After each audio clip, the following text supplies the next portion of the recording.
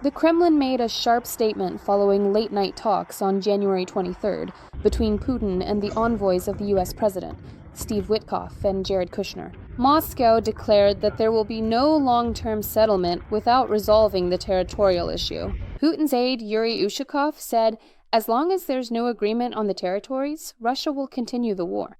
Unless a resolution is achieved regarding the territorial disputes, according to the diplomatic formula that was previously established and agreed upon in Anchorage, there is no reason to anticipate the realization of a stable and long-term settlement.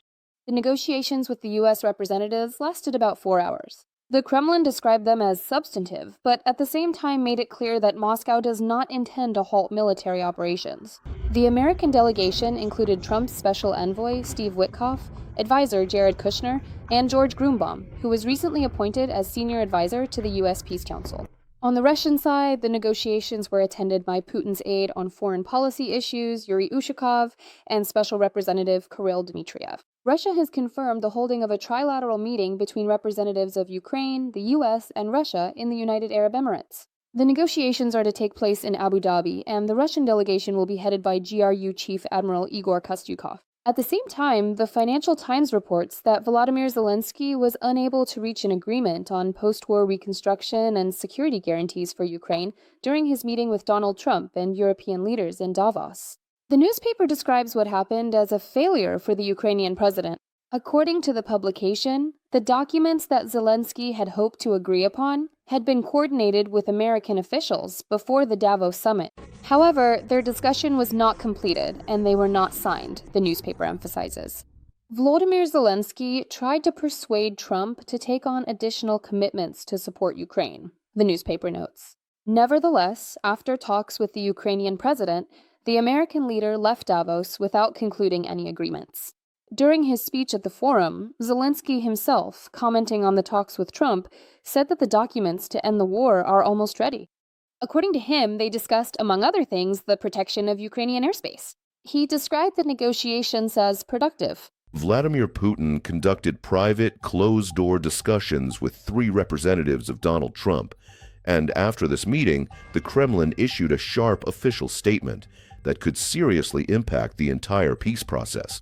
The Russian dictator once again made it clear, according to his logic, without concessions on territories, there will be no long-term resolution of the war against Ukraine. Well, you'll find more information in our report. My name is Yevhen Sirov, and this is the Glav Red Shell. Subscribe and give us a like. Let's get started.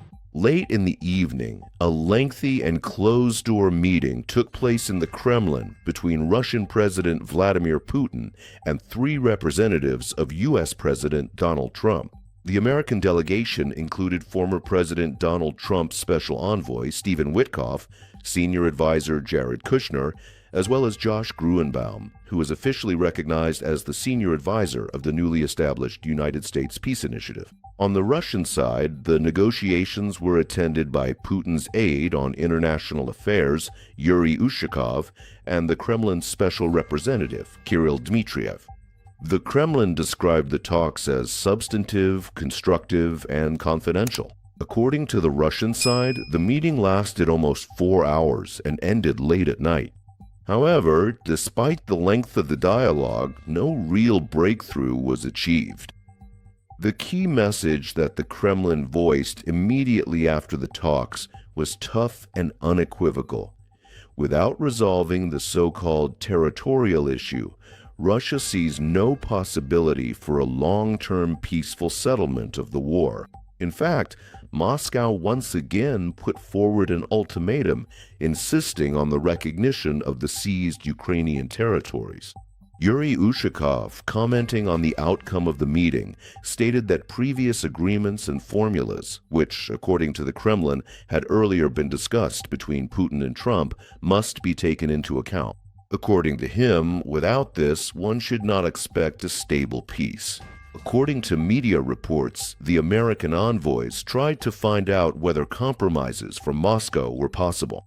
However, the negotiations essentially boiled down to one main topic: the territories. The Russian side has consistently maintained that this particular issue is the essential foundation of any potential future diplomatic agreement.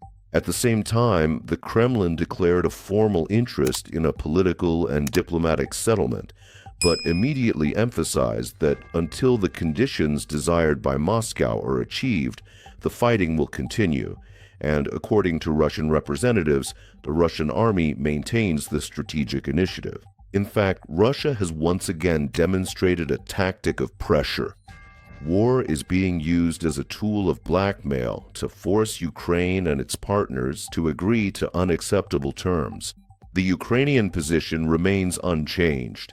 Kiev does not consider any territorial concessions. After the negotiations concluded, the Kremlin also confirmed that preparations are underway for a trilateral meeting involving Ukraine, the United States, and Russia, which may take place in Abu Dhabi. According to available information, the Russian delegation there will be headed by the chief of the main directorate of the Russian General Staff, Igor Ushakov. The negotiating team has already received direct instructions from Putin, taking into account the results of the Moscow meeting.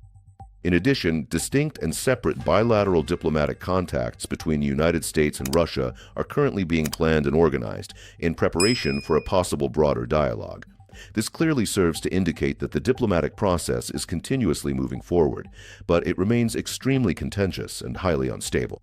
Against this backdrop, it's recalled that on the eve of these events, during the World Economic Forum in Davos, Donald Trump met with the president of Ukraine, Volodymyr Zelensky.